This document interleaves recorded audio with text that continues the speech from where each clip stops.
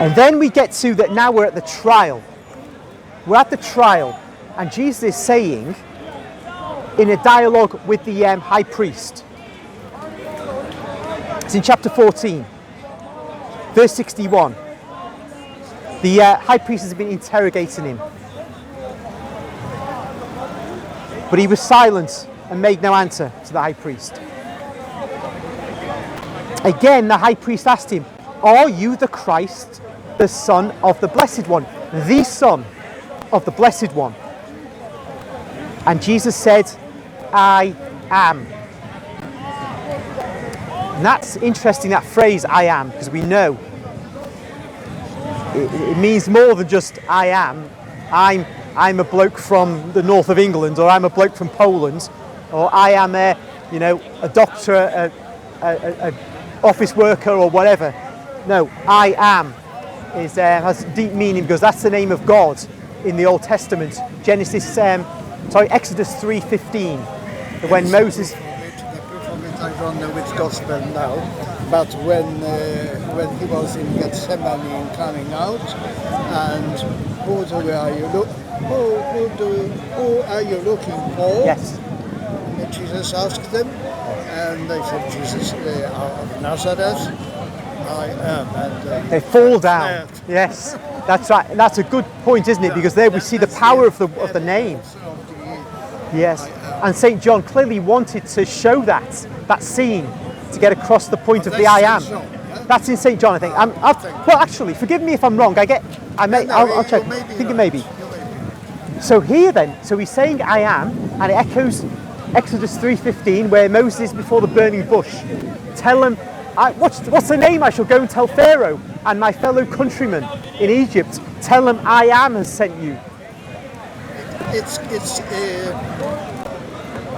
I'm not sure of that, what I am speaking about, but it may be the same phrase which was in the words of Jesus, that the one that was taken from burning bush. But I am not sure, right. Because Okay. Well, in Greek it's me, and in Hebrew it's Yahweh. Yes, Yahweh. Yes, Yahweh. Yes, that's right. But in the words, in the mouth of Jesus, could have been that one. Yes. From the burning bush. Yes.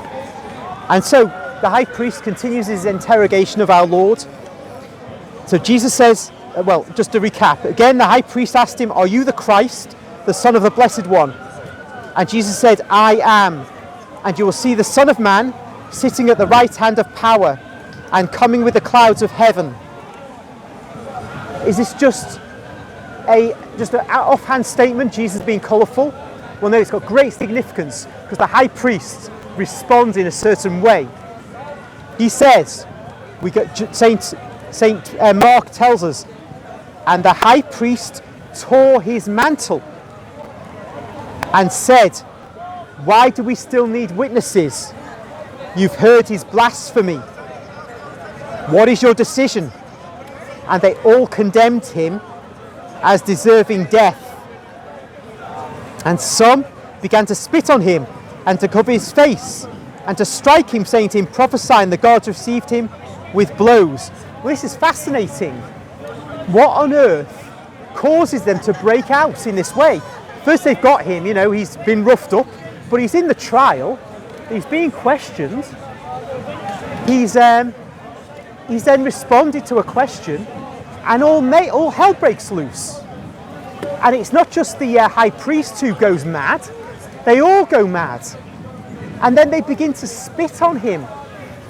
It's really strange. What is it about these words which cause that? You and I have spoken about the meaning of "I am." That's one part of the response Jesus gives, but that other part is intriguing. You will see the Son of Man sitting at the right hand of power and coming with the clouds of heaven. That is Daniel. That's the point, isn't it? Yes. We go to Daniel. Daniel 9, I believe.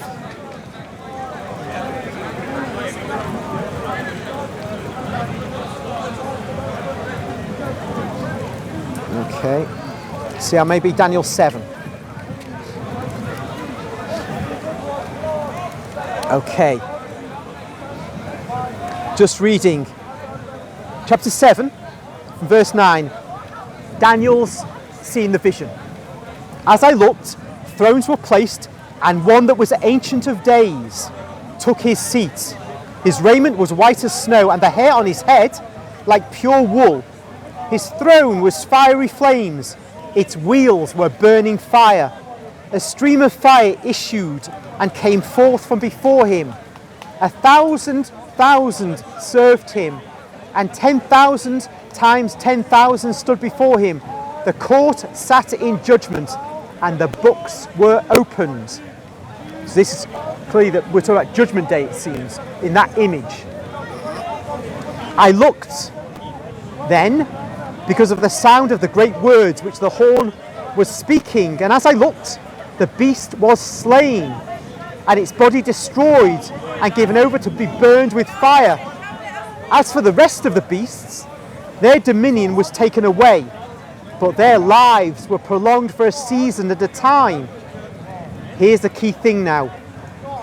I saw in the night visions, and behold, with the clouds of heaven, there came one like a son of man, and he came to the Ancient of Days, and was presented before him, and to him was given dominion and glory and kingdom, that all peoples, nations and languages should serve him.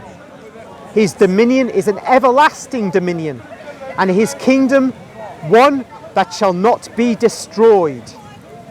So when Jesus speaks, this is the one whom he's telling those men about, the Sanhedrin that have got him on trial. And it's for this reason. He is the one who's got this everlasting kingdom. And so we're seeing that they regard this one like a son of man as of a godlike being. They may not have they don't see the one like a son of man as being the Father, but he is God distinct from the Father. And there's much literature now about how the Jews of Jesus' time didn't just see God the Father as the sole God being, but there was a more complicated attitude to God. And this is shown by the attitude to them when Jesus describes himself as a son of man, when they go ballistic and regard it as blasphemy. Because if the Son of Man in Daniel was just a man, or just an angel, angelic being, they wouldn't say that's blasphemy. Because you could be, an angelic being, but you're only blaspheming when you describe yourself in some way as being God. So Caiaphas' response and the response of the rest of the Sanhedrin shows exactly what Jesus is saying, who he's describing himself as being, how the Sanhedrin see that. They see that as Jesus describing himself as God, and St. Mark is letting us know that he, St. Mark, believes Jesus is God. So that's the pinnacle. After what Jesus has been teaching about himself, what the demons have been saying about Jesus, that now we have the authorities in Israel, and out of Jesus' own mouth, he is God.